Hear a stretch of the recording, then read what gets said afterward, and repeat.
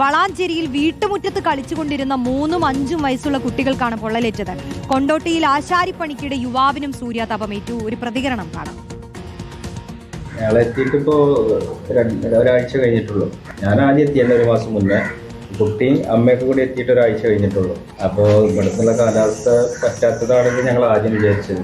എന്തായാലും TV-യിൽ ന്യൂസൊക്കെ കണ്ടുവരുമ്പോൾ അതേപോലെ തന്നെ ഉണ്ട്. എൻ്റെ ഈ പുളകം പൊന്തലും ഈ മുറിയൊക്കെ ഒരേപോലെ തന്നെ മാച്ചായി തോന്നിയിരിക്കാൻ ഞങ്ങൾ അങ്ങനത്തെ ഒരു ഇത് ആണ് സംശയം പ്രകടിപ്പിച്ച് അവിടെ അടുത്തുള്ള PHC പോയപ്പോൾ അവിടുന്ന് ഡോക്ടറും പറയുന്നത് തന്നെ ട്രീറ്റ്മെൻറ്റ് പറഞ്ഞത് എന്താ വെച്ചാൽ ORS-ൻ്റെ ഇത് തന്നിട്ടുണ്ട്. ഒരു ദിവസം 5 ഗ്ലാസ് കുറയാത്ത കൊടുക്കണം എന്ന് പറഞ്ഞിട്ടുണ്ട്.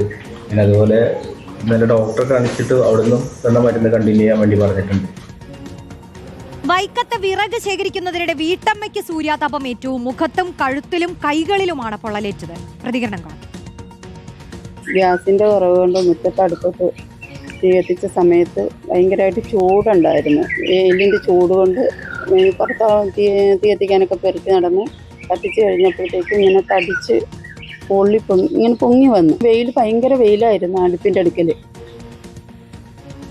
മുബഷീർ പി അക്ബറും അഖിൽ കെയും ചേരുന്നുണ്ട്. സൂര്യാതപവുമായി ബന്ധപ്പെട്ട് സംസ്ഥാനത്തുണ്ടായിട്ടുള്ള നിലവിലെ സാഹചര്യം വിശദീകരിക്കാൻ മുബഷീറിലേക്ക് ആദ്യം. മുബഷീർ, 3 പേർക്കാണ്, അതിൽ കുട്ടികളുണ്ട്. ഇപ്പോൾ അവധിക്കാലമായതുകൊണ്ട് തന്നെ കുട്ടികൾ വീട്ടുമുറ്റത്തും ഗ്രൗണ്ടിലുമൊക്കെ ഇറങ്ങി കളിക്കുന്ന കാലമാണ്. അത്രയേറെ സൂക്ഷിക്കേണ്ടതാണ്. കാരണം സംസ്ഥാനത്ത് ഒരു മരണമടക്കം നടന്നു കഴിഞ്ഞു.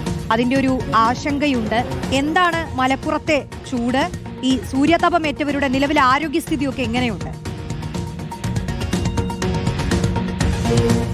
റോഷ്നി, അവരുടെ ആരോഗ്യനിലയൊക്കെ തന്നെ തൃപ്തികരമാണ്. മലപ്പുറം ജില്ലയിൽ കഴിഞ്ഞ ചൊവ്വാഴ്ചയാണ് ഈ 2 കുട്ടികൾ, 3ഉം 5ഉം വയസ്സുള്ള 2 കുട്ടികൾക്ക് സൂര്യാഘാതം ഏൽക്കുന്നത്. കഴിഞ്ഞ ചൊവ്വാഴ്ച വീടിന് പുറത്ത് മുറ്റത്ത് കളിച്ചുകൊണ്ടിരിക്കുന്നതിനിടയിൽ ആദ്യഘട്ടത്തിൽ ശരീരത്തിൽ മുറിവുകൾ അനുഭവപ്പെടുന്നു.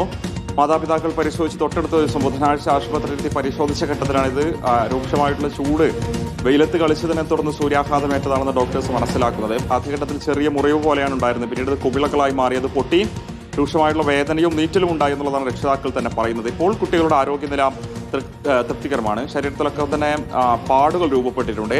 കൊണ്ടോട്ടി കുമ്മിണിപ്പറമ്പിലാണ് ഇന്നലെ സൂര്യാഘാതം ഉണ്ടായിരിക്കുന്നത്. അവിടെ ഒരു വീടിന്റെ മുകളിൽ കയറി ആശാരിപ്പണി ചെയ്യുന്നതിനിടയിലാണ് 35 വയസ്സുള്ള യുവാവിനും സൂര്യാഘാതമേറ്റിരിക്കുന്നത്. അദ്ദേഹത്തിന്റെ വയറിന്റെ ഒരു ഭാഗത്ത് രൂക്ഷമായിട്ടുള്ള ചൂടേറ്റത്തിനെ തുടർന്ന് മുറിവായിട്ടുണ്ട്.